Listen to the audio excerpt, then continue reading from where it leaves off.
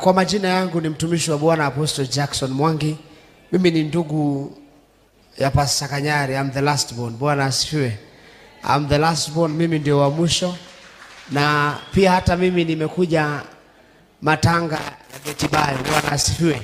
Na leo ikiwa kwamba ni siku ya kumkumbuka ama kuna mtu ambaye alikuwa anatumwa aende akambembeleze ni mimi. Bwana asifiwe.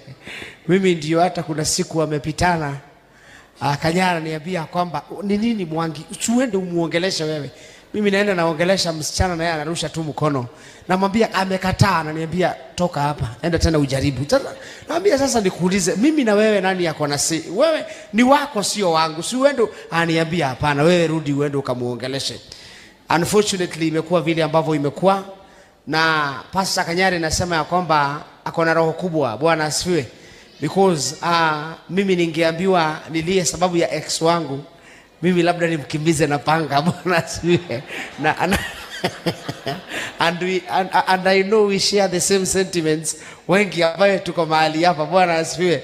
Ukiambiwa maneno ya ex girlfriend wako, ukumbuke yale mambo ambayo alikufanya, unasikia kumwaga machozi. Bwana asifiwe. Lakini sasa tuko na mtu ambaye ako hapa anaitwa Pastor Kanyari. Tumekusanyika sababu ya nani? Ya Betibayo. Bwana asifiwe.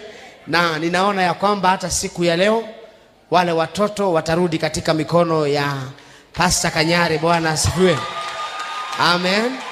Na ndio maombi yetu hata wachanganike na wale makazi ni wao, because hata mimi niko na watoto za tuwachanganye. Bwana asifiwe. Wachanganishe watoto wetu na kizungu kidogo, tuone kutakwendaje. Bwana asifiwe.